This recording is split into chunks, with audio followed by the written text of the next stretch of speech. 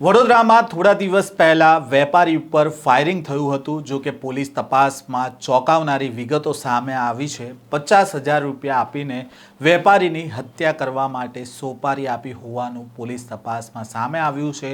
વિદેશમાં વેપારીને કંપનીના માલિક સાથે ડખો પડ્યો હતો અને તેનો બદલો વડોદરામાં લેવામાં આવ્યો હતો। આ સમગ્ર મામલાને લઈને શું વિગતો સામે આવી રહી છે તેની વાત કરીશું આ વિડીયોમાં।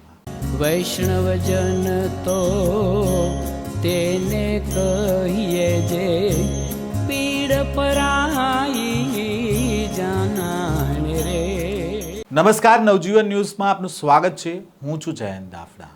વડોદરા શહેર નજીક આવેલી વાઘોડિયા ચોકડી પાસે કારમાં સવાર એક વેપારી પર ગત 26 જૂનના રોજ અજાણ્યા લોકો દ્વારા ફાયરિંગ કરવામાં આવ્યું હતું। આ ઘટનામાં વેપારીને એક ગોળી ખભાના ભાગે વાગી હતી અને ગુનાની તપાસ કરી રહેલી વડોદરા જિલ્લા પોલીસે વિવિધ પાસાઓમાં તપાસ કરતા આખરે કોન્ટ્રાક્ટ કિલિંગનો મામલો સામે આવ્યો હતો, જેમાં છત્તીસગઢના દુર્ગ ખાતેથી ફાયરિંગ કરનારા 2 લોકોને પોલીસે ઝડપી પાડ્યા છે। વાઘોડિયા ચોકડી પાસે આવેલા હનુમાનપુરા ગામની સીમમાં આવેલા પ્રાઇમ સિટીમાં રહેતા આશિષ કુમાર બાકોલિયા કપડાનો વેપાર કરે છે। તેઓ ગત 26 જૂનના રોજ રાત્રિના સમયે પોતાની દુકાન બંધ કરી કારમાં ઘરે જઈ રહ્યા હતા, ત્યારે વાઘોડિયા ચોકડી પાસે બાઇક પર આવેલા લોકોએ હેલ્મેટ પહેર્યું હતું અને તેઓએ આ વેપારી ઉપર ફાયરિંગ કર્યું હતું, જેમાં એક ગોળી વેપારીના ખભાના ભાગે વાગી હતી। આ મામલે વરણામા પોલીસ સ્ટેશન ખાતે ગુનો નોંધાયો હતો અને પોલીસે તપાસ શરૂ કરી હતી, જેમાં વડોદરા જિલ્લા પોલીસે દિવસ રાત એક કરી અને 2000 જેટલા સીસીટીવી કેમેરા તપાસ કર્યા હતા અને આ તપાસમાં એક કેમેરામાં ફાયરિંગ કરનાર આરોપી દેખાયો હતો, જેની તપાસ કરતા આ બંને છત્તીસગઢના દુર્ગના રહેવાસી હોવાનું સામે આવ્યું હતું, જેથી પોલીસે દુર્ગ ખાતે ઓપરેશન હાથ ધરી વેપારી ઉપર ફાયરિંગ કરનાર વિક્રમ પ્રતાપ ગોપીચંદસિંહ અને ગુનાહિત ઇતિહાસ ધરાવનાર ગુરજીત ઉર્ફે ગુરમીતસિંહ ભટ્ટીની ધરપકડ કરી છે। આ સમગ્ર ઓપરેશન મામલે વડોદરા રેન્જ આઈજી સંદીપસિંહે શું માહિતી આપી છે તે સાંભળીએ।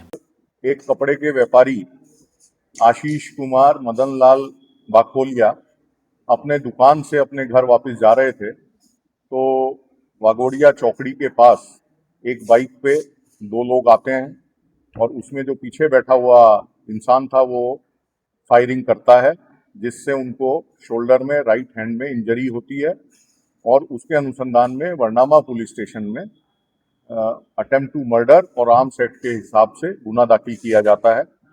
इसकी जानकारी मिलते के साथ ही बड़ौदा ग्राम्य के SP Shri Sushil Agarwal वरनामा police, LCB और एसओजी की ब्रांचों को इन्वॉल्व करके 10 जितनी टीमें बनाई जाती हैं। जो बनाव वाली जगह है वहाँ पे जितना भी बड़ौदा सिटी से आने वाले रास्ता है उसके सीसीटीवी फुटेज की चेकिंग की जाती है। वो फुटेज लगभग 2000 से ज़्यादा की संख्या में जो फुटेज हैं उनको चेक करने के बाद उस दरमियान में एक मोटरसाइकिल का नंबर मिलता है।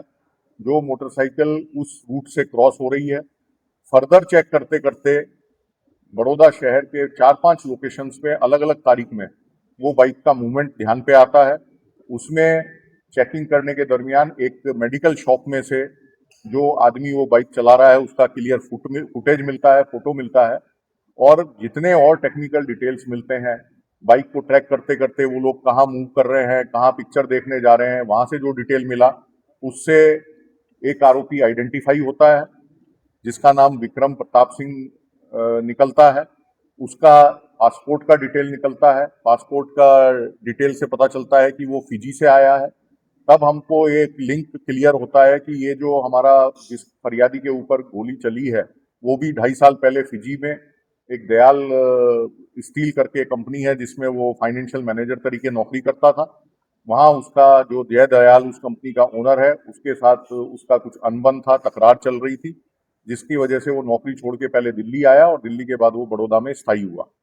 तो ये लिंक काफ़ी कुछ क्लियर था कि जो आदमी विक्रम जिसका फोटो आइडेंटिफाई हुआ वो फिजी से आया है अप्रैल के महीने में। तो एक हमको मिला, फिर फर्दर टेक्निकल जब डिटेल चेक किए गए तो हमें दूसरा आरोपी उसके साथ एक गुरजीत सिंह करके कनेक्टेड मिला।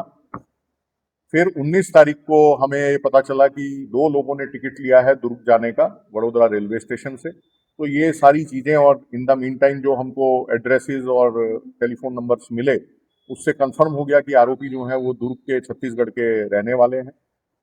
जितनी भी उपलब्ध इंफॉर्मेशन थी उसका छत्तीसगढ़ पुलिस के साथ संपर्क किया और 2 आरोपियों को वहां से पकड़ के पुलिस बड़ौदा लेके आई।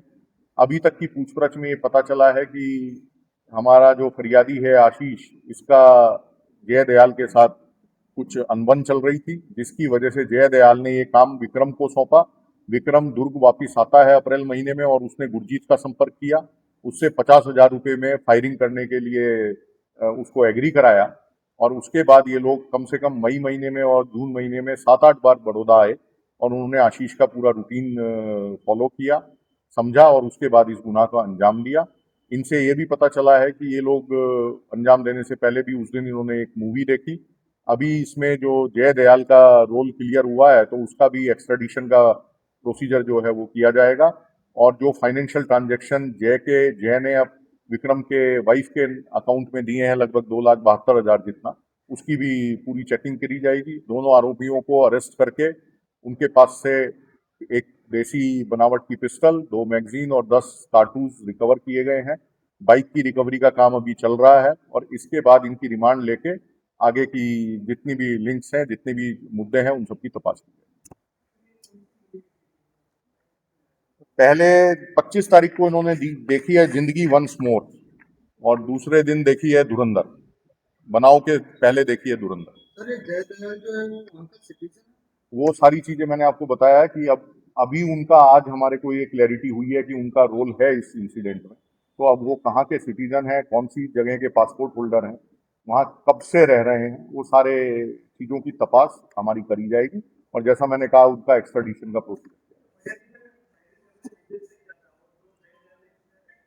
वो मैं बता चुका हूं कि जो इन लोगों का जब ये नौकरी करता था आशीष फिजी में जय दयाल की कंपनी में, तो वहां पे जो इनकी जो भी फाइनेंशियल डीलिंग्स को लेके झगड़ा हुआ उसकी वजह से वो तकरार अभी भी चालू थी, उसको अंत लाने के हेतु से उसने ये प्लान किया। આશિષ કુમાર બાકોલિયા અગાઉ ફિજી ખાતેની દયાલ સ્ટીલ કંપનીમાં ફાઇનાન્સ મેનેજર તરીકે નોકરી કરતા હતા. તેમની કંપનીમાં આરોપી વિક્રમ પ્રતાપસિંહ પણ નોકરી કરતો હોવાથી બંને એકબીજાને સારી રીતે ઓળખતા હતા. આશિષ ભારત પરત આવી ગયો હોવાથી જૂની અદાવત રાખીને સ્ટીલ કંપનીના માલિક જય દલાલે તેને પતાવી દેવા વિક્રમને સોપારી આપી હતી અને 20 એપ્રિલના રોજ તેને ભારત મોકલ્યો હતો. વિક્રમ પ્રતાપ તેના વતન છત્તીસગઢના દુર્ગ ખાતે ત્યાં આવ્યો હતો અને જ્યાં તેણે કુખ્યાત ગુરજીતસિંહને તેનો સંપર્ક કર્યો હતો અને વેપારીને પતાવી દેવા માટે તેને 50,000 રૂપિયા આપવાનું પણ નક્કી કર્યું હતું. વેપારી આશિષ કુમારની દરેક હિલચાલ ઉપર નજર રાખવા માટે આરોપી વિક્રમ પ્રતાપ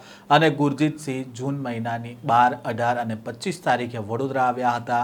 ત્યાં આવીને રેકી કરવામાં આવી હતી અને ત્યારબાદ ઝારખંડથી બાઇક ચોરી કરી અને 4 દિવસનો બાઇક પર પ્રવાસ કરીને ત્યાં વડોદરા આવ્યા હતા, જ્યાં તેણે પરિવાર 4 રસ્તા પાસે આવેલા પૂજા કોમ્પ્લેક્સના થિયેટરમાં ધુરંધર ફિલ્મ પણ જોઈ હતી અને ફિલ્મ જોયા બાદ ગુનાને અંજામ આપ્યો હોવાનું પોલીસ તપાસમાં સામે આવ્યું છે. ઝડપાયેલા બંને આરોપીઓની પોલીસે પૂછપરછ કરતા ફિજીના દયાલ સ્ટીલ કંપનીના માલિક જય દલાલે આશિષની હત્યા કરવા માટે વિક્રમને સોપારી આપીને ભારત મોકલ્યો હોવાનું સામે આવ્યું છે. વેપારીની હત્યા કરવા માટે બાઇક, બંદૂક અને અન્ય જરૂરિયાત માટેનો સામાન છે તે જય દલાલે પૂરું પાડ્યો હોવાનું પણ સામે આવ્યું છે. હવે આ સોપારી જય દલાલ દ્વારા કેટલામાં આપવામાં આવી હતી, શા માટે વેપારી ઉપર ફાયરિંગ કરવામાં આવ્યું હતું, આ તમામ પાસાઓને લઈને હવે વડોદરા પોલીસ દ્વારા તપાસ કરવામાં આવી રહી છે. આ પ્રકારના સમાચાર સાથે ફરી મળીશું. નવજીવન ન્યૂઝ સાથે જોડાયેલા રહેજો.